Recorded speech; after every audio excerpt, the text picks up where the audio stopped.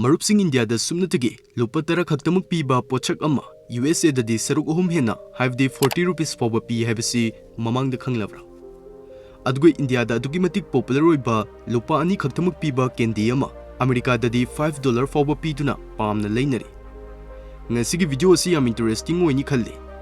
Video asda India hariba country asda di hongna phangba adubu tongan ba atopa country sing da di mamal ka hena tangba polam sing gi maramda aikhoi puna khangminasi. Aduna marup sing na channel asibu pungning thawap piboina like amade subscribe tawshin biyo haizari. Number 7 toothpaste. Aikhoina nungtigi tattatana sinnariba toothpaste asi saruk tara hingatna leige harigasu leiba fangdragadi kari oigani. India the small size Colgate ki mamal 10 rupees oi. Big size Colgate ki retail price asi 90 dagina 100 rupees fawb da fangi. Adubu masigi mamal asi America gi yengluragadi sathina khenaribani. Crest America da khwai popular oiba toothpaste brand ni.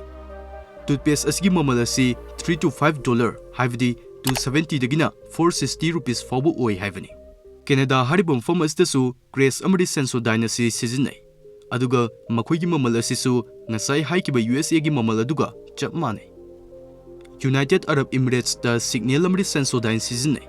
Toothpaste ani asigi khwai pikpa packet amagi mamal 8 tagina 15 AAD oi haivdi 180 rupees tagina 330 rupees fawba tangi haivani. Matang asda lakibo hangdi foreign leibak singa India ga sale gi khenaba sawna leiribasi kari maram gino haivasini. Chawkhatlaba leibak singdadi toothpaste asi daily item amani haina khanbagi mahut masi healthcare product amoina lawne.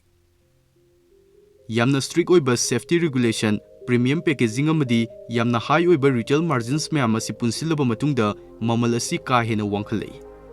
India dadi competition yamna low oi masigi maramna price kya wangdirvani. Number 6 Matchbox. Pochak asi India dadi sumnatagi lupa ama khaktada fangi. Matchbox amagi manungda 30 dagina 40 matchsticks yawi. Adugu masigi mamalna lupa ama dagina ani fawboy. Adubu atopa country singda matchsticks amagi mamal khanglagadi adom soidana angakpu fawgani. United Arab Emirates da maikhet amagi mamal asi 25 dagina 40 rupees fawboy.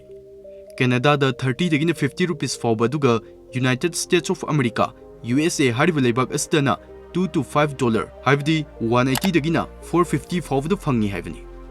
India da free of cost ni khalagasu atopa leibak ta tanglibgi maram se labor cost sauba safety regulation yamna strict oi aduga khwai maru oina demand yam nemi miyoi yamna lighter bu hena prefer tawi.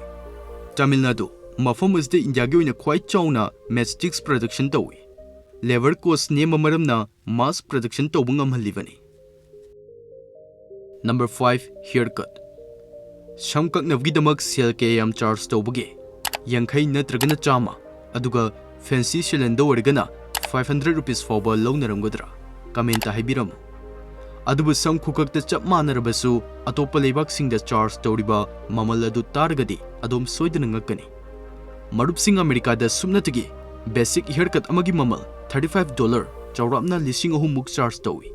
Canada leibak asdana $18 haivdi lising amuga chadruk muk lawi. Masigi mamal asna ikhoi swaidu orgadi sahi ama hena kakpi aribani. Adubu kari maramgi damak asiyawna mamal tanglibno haibdo mu khangminasi. Mapalamgi barber amugi mamal asi pungda $15 dagina $20 fawba pine. Masigi sumathakta dukangi barha aduga utilities sing asi yamna expensive oi. Masigumba khudong sadba sing asi kongnavgi damak Japan leibakta kiosk kauba automatic haircut machine asi install tawnakrabani. Machine asda 1350 yen India gi paisa da 750 rupees khak piduna sam kak pi halli.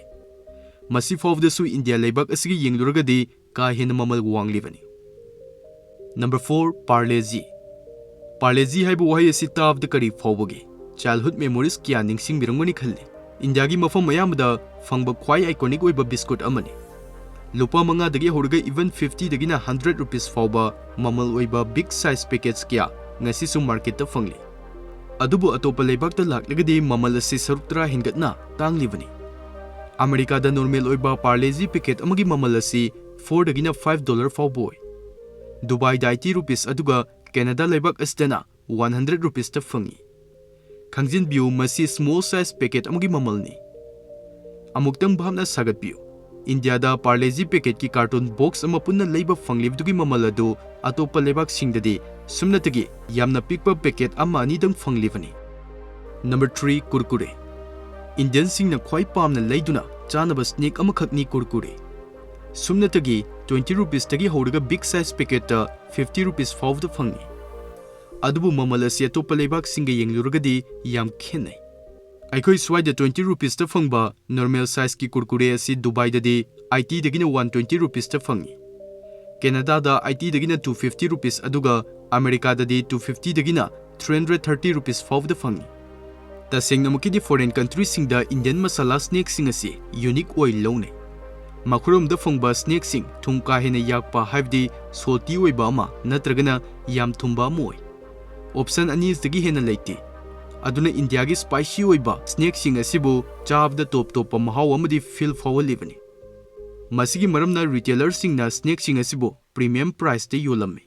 Masigi mathaktasu samudra lana purakpo oiba maramna shipping cost amadi tax hablaba matung mamal ka hena wangkhalak.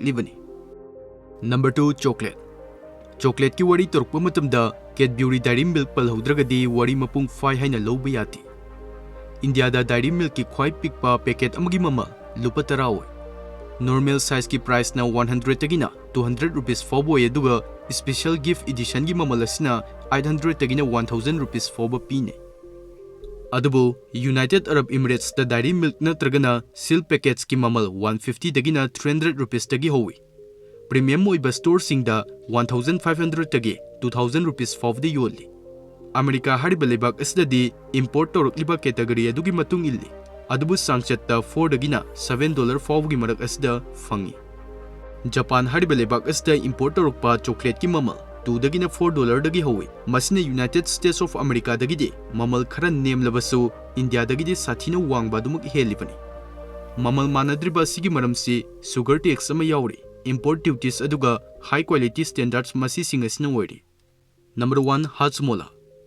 Aikhoina angang oringai matamda khwai pamna sanarakiba digestive candy amani. India da ngalingai matamdagi horga sumnatagi lupa piba packet amagi manungda 3 to 4 candy adusu tungan flavor singda fanganduna ngasi fawba lakli. Chaba tumhanbada mateng pangi khanduna pigliba angang kiyana itatatanasu adum chanaribani. Adubu masigi candy asi mapalamdadi mamal khenabada natana packaging da su khenaba kiya uba fangi. America da Hajmola asi apikpa packet oni yonde. Masigi mahut 60 dagina 70 gram bottle amada 300 dagina 400 rupees fawda fangi. Adubu masigi mamal asdasu miyoi kiyamni yam pamna leiduna chanai. Masdagi ekhoina khangmangami madudi Americans amadi Indians animakna Hajmola sathina pamna sanai haibasi. Mahusana American sing asi yam thumba candy sing chaduna lai.